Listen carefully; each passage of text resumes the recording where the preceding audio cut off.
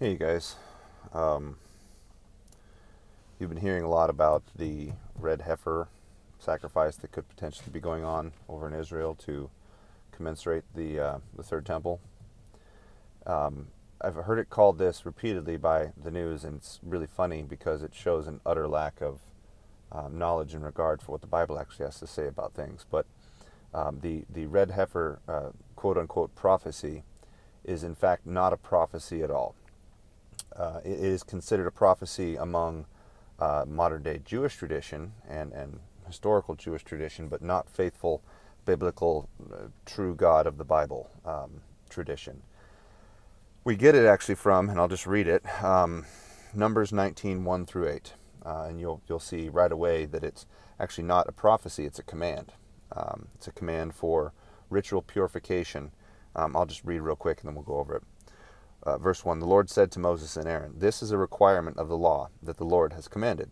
Tell the Israelites to bring you a red heifer without defect or blemish that has never been under a yoke. Give it to Eleazar the priest. It is to be taken outside the camp and slaughtered in his presence.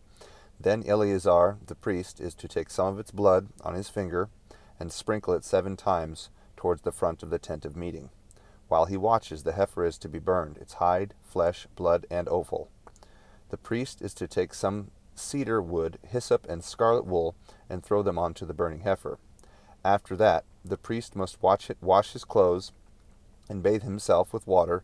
He may then come into the camp, but he will be ceremonially unclean until evening. The man who burns it must also wash his clothes and bathe with the water, and he too will be unclean until evening. So the purpose was, and ever was in the law, any type of sacrifice was always supposed to be as blemish free as possible, and in this case utterly so, because it was the consecration of the actual priest and the tent of meeting, and anybody who needed to be a part of the ritual cleaning in any part. There's a number of different ways it was used throughout the different processes of the Old Testament religious rite that was supposed to occur.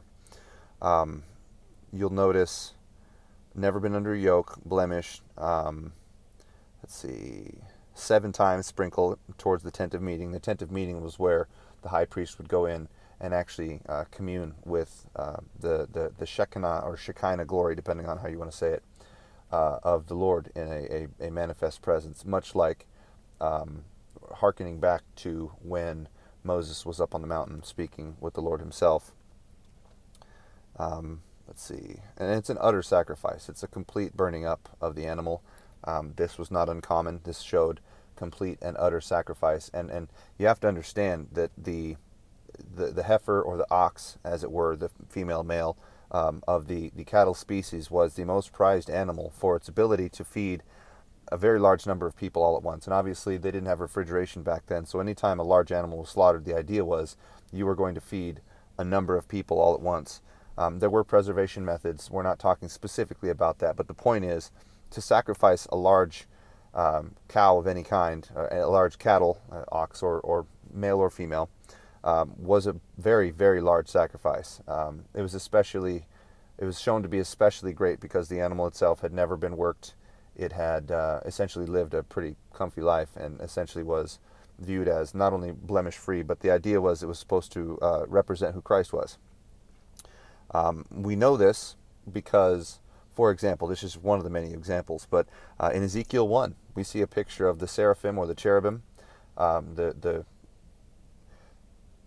four-headed, almost monstrous seeming, or four-faced, if you will, description given in verse 10 is very instructive. Their faces look like this, Ezekiel 1:10. Each of the four faces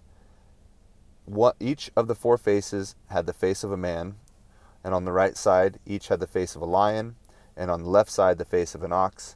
Each also had the face of an eagle. I've gone into detail way back in this channel what that actually represents, but to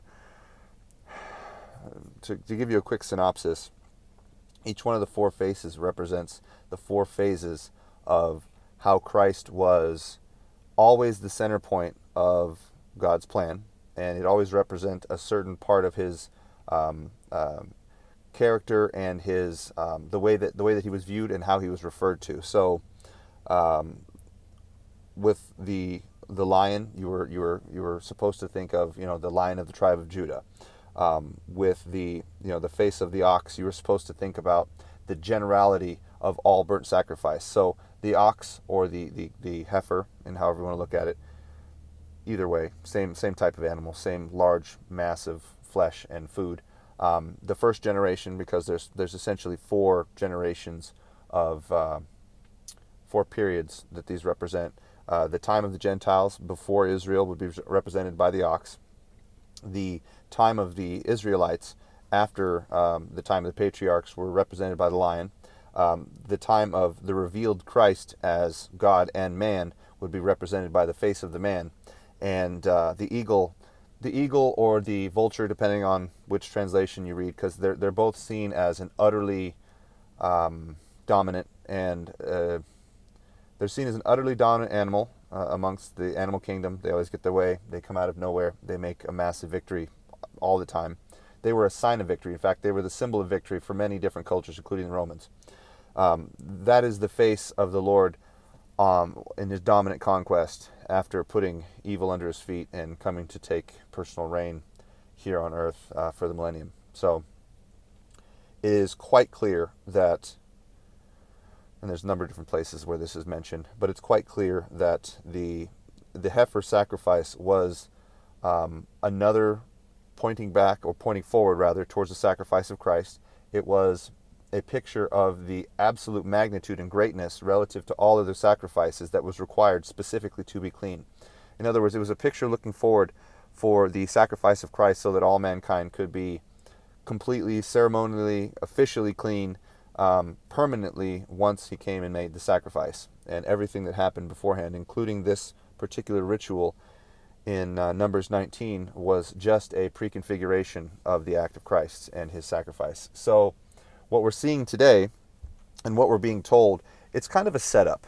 And this is a somewhat perhaps boring topic, but for all news media and all the different independent reporters who are trying to piece together the situation that's going on over in Israel, we are being sold that this particular ritual or requirement for purification before Christ came, and then of course we all know, hopefully we know, that once the temple was destroyed and God officially took away his blessing for that particular sacrificial system, because Christ had come and he had been rejected, splitting of the veil inside the temple, of course, during his actual time on the cross.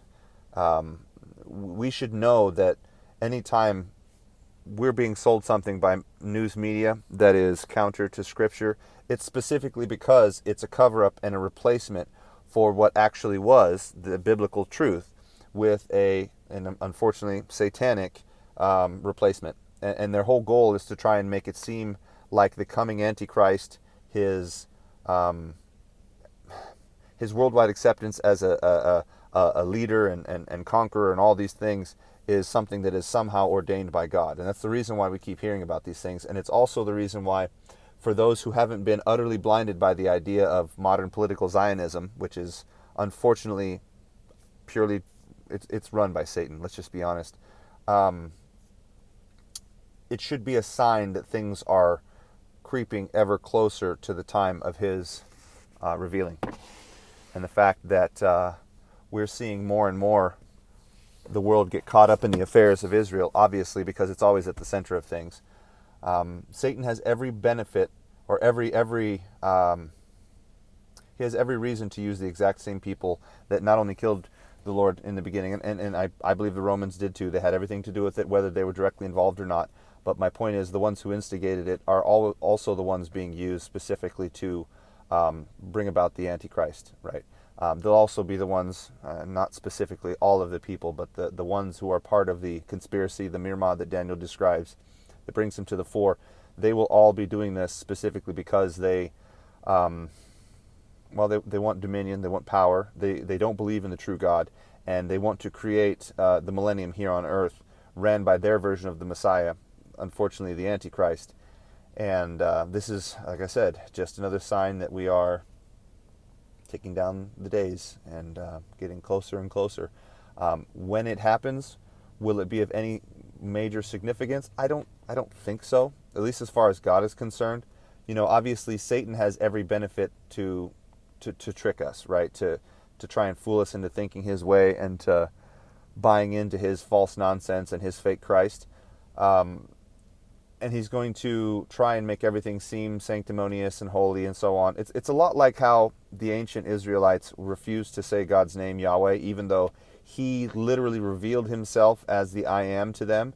They were being superstitious by not pronouncing his name. It was a false humility that they were engaging in to not actually say the personal name of God, because we see throughout Scripture all the true believers did actually say Yahweh is my God, right? So they knew that he was wanting to create a personal and deep, close relationship, not a series of religious interactions that made people superstitious and step over cracks and avoid certain titles and phrases and whatnot. It's false reverence, and that's exactly what they're trying to create now. False reverence appeals to those of us who are religious versus actually faithful.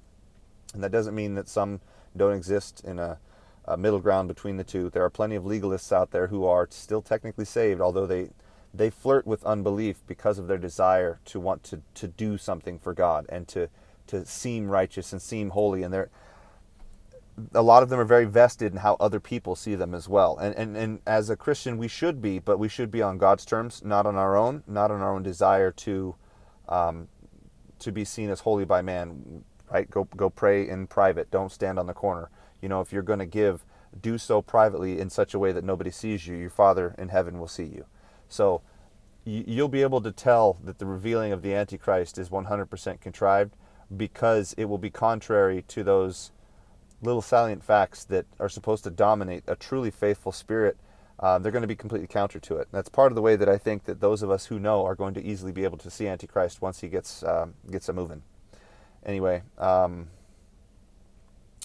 trying to think if there's anything I missed about this, but I think the reality is this is just another piece of it's kind of the foreground. Is it something that's said to happen biblically? No, but I do think that it is probably a sign that once a sacrifice occurs on that giant, weird-looking altar thing that they made, that likely the modern state of Israel is about to do something, and we can, I think, bet very important parts of our lives that they're going to do something that's going to involve taking over the Temple Mount, and I don't think that's inappropriate. Again, not a prophet, but I think it would be foolish not to accept that is likely one of the first steps that lead to the